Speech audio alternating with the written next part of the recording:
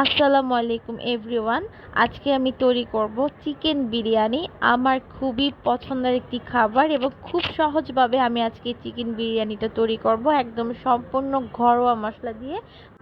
আমি বাজারের বিরিয়ানির মশলা ব্যবহার করব না, আমি ঘরোয়া মশলা অ্যাড করব। তো এখানে আমি তেজপাতা, দারচিনি, এলাচ, জয়ফল, জয়ত্রী, বড় এলাচ, লবঙ্গ, গোলমরিচ সব কিছু নিয়েছি এবং জিরাটা আমি স্কিপ করেছি, আপনারা চাইলে জিরাটাও অ্যাড করতে পারেন। এখন আমি দিয়ে দিচ্ছি সাথে বাদাম।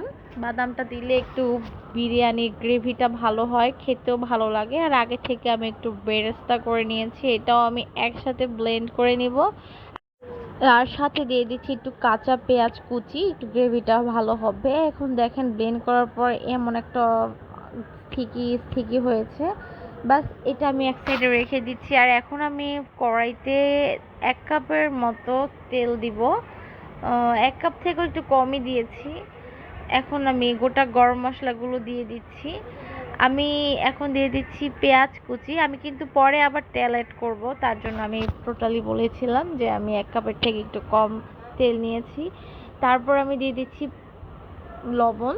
লবণ দিয়ে দিতে হবে 1 টেবিল চামচের মতো। আর এখানে আমি আদা বাটা, রসুন বাটা দিয়ে দিচ্ছি প্রায় 3 টেবিল চামচের মতো। ভালো করে মিক্স করে নিব। আর এই যে এখানে আমি দিয়েছি ধনিয়া গুঁড়ো। ধনিয়া গুঁড়োটা একটু 1.5 টেবিল চামচের মতো দিয়েছি। আর মরিচের গুঁড়ো একটু কম দিয়েছি।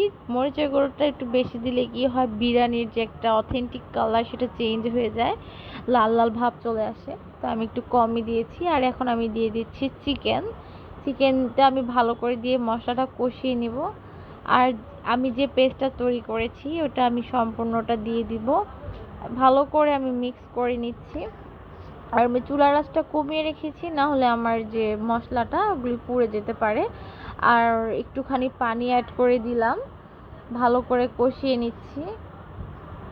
একটু সময় নিয়ে কষালে কিন্তু আপনার চিকেনটা খেতে খুবই ভালো লাগে। আর বিরিয়ানিতে আলু যদি না দেন তাহলে কিন্তু মানে অথেন্টিক ফ্লেভারটা আপনারা পাবেন না। সো আমি এখানে আলু দিয়েছি আর একটু গুঁড়া দুধ অ্যাড করেছি। আর দিয়ে দিচ্ছি একটু কেওড়া জল। আমি এই অবস্থায় কেওড়া জলটা দিব, তাহলে চিকেনের সাথে ফ্লেভারটা যাবে। দিয়ে ভালো করে আমি নেড়ে নিচ্ছি। দেখেন চিকেন থেকে অনেকটা পানি বের হয়ে এসেছে। এটা ভালোভাবে সিদ্ধ হয়ে যাবে। আর আমি এখন কিছুটা কাঁচামরিচ অ্যাড করছি। দেখেন আমার পানিটা শুকিয়ে গেছে, আমার সব কিছু সিদ্ধ হয়ে গিয়েছে। তারপর আমি এখানে অ্যাড করে দিয়েছি পোলাও চাল। ভালো করে আমি মিক্স করে নিব। একটু ভেজে নিব 2-3 মিনিট, তাহলে স্মেলটা খুব ভালো আসবে। তো ভেজে নিচ্ছি। ভেজে নেওয়ার পরে আমি এখন অ্যাড করে দিব গরম পানি। আপনারা অবশ্যই গরম পানিটা দেওয়ার চেষ্টা করবেন, তাহলে চালটা খুব সুন্দর মতো ভালোভাবে ফুটে যাবে, সিদ্ধ হয়ে যাবে। ব্যাস আমার পানিটাও টেনে এসেছে, বিরিয়ানিটাও রান্না শেষ হয়েছে। কেমন হয়েছে আপনারা কিন্তু অবশ্যই কমেন্ট বক্সে জানিয়ে দিবেন।